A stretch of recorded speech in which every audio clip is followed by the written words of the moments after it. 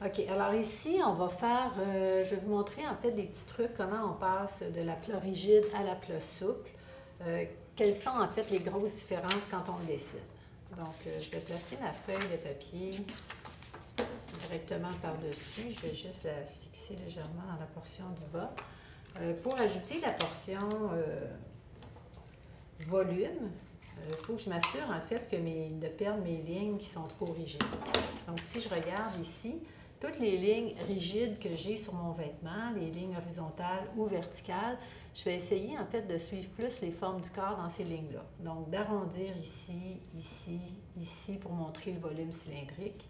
Même chose au niveau de la taille ici. Je vais essayer le plus possible de venir montrer comment cette partie-là, elle est habitée dans une forme cylindrique. Pour le polo, même chose. Aux ourlets, les bonnes manches, je vais faire ça cylindrique, donc arrondi. Ici, je vais vraiment essayer de suivre plus la forme des épaules puis la forme ronde au niveau du thorax. Même chose ici, je vais arrondir légèrement mes lignes, essayer de m'éloigner le plus possible de tout ce qui est très rectiligne, parce que ce qui est rectiligne, c'est plat. Donc, on va essayer de venir montrer un petit peu plus de volume à l'intérieur de ça. Au niveau des plis, comme je vous disais, les plis, c'est plus au niveau des articulations qu'on va les exprimer. Donc, dans un polo, ce serait au niveau de la taille. Dans un pantalon, ce serait au niveau des genoux.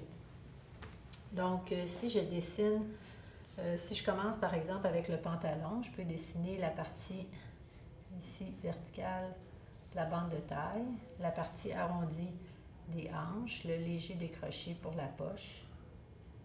Même chose ici au niveau de la portion détachable de la jambe.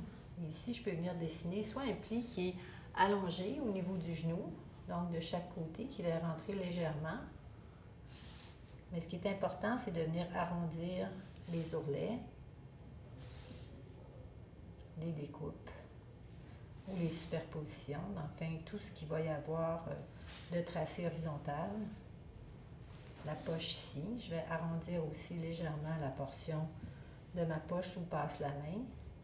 Puis ici, je vais essayer de le dessiner un petit peu moins droit. La même chose pour la braguette. Je vais essayer d'arrondir légèrement cette portion-là. Dessiner mon pied de fourche et la bande de taille arrondie. Donc, évidemment, la bande de taille qui est arrondie vers le bas, ici, va me laisser voir la portion du dos.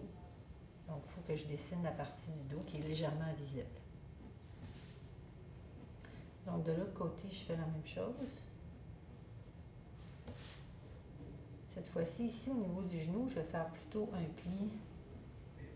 Donc, les deux options sont bonnes. Là. Il y a pas, ça dépend toujours un petit peu comme du différents types de tissus. Un tissu plus cassant va casser plus sur les côtés. Un tissu plus lourd ou plus souple va tomber à la verticale un petit peu plus.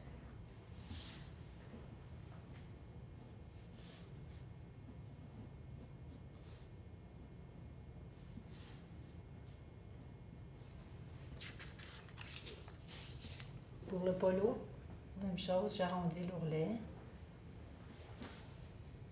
Je vais casser ici, au niveau de la taille. J'arrondis la poche.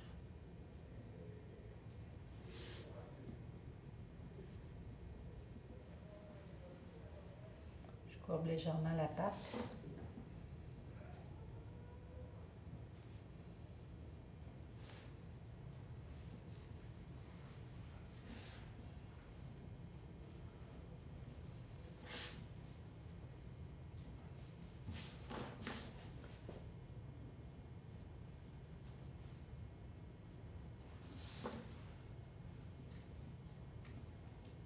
L'épaule un peu plus retombante, en fait, qui va suivre la forme plus du corps. Et la manche, je ne vais pas la dessiner qui tient dans les airs. Là. Je vais la dessiner un peu plus dans un volume qui serait porté. Donc ici, ma couture. Puis la manche qui est retombante. Avec l'ourlet arrondi.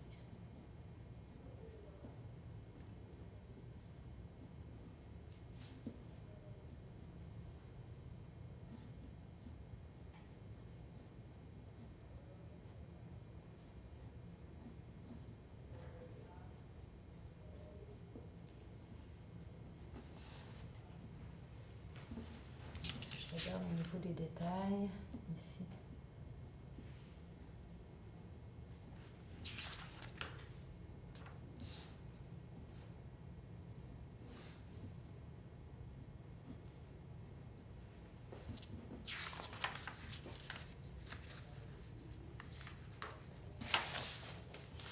Donc, rapidement, je vais ancrer le dessin pour qu'on puisse voir la différence.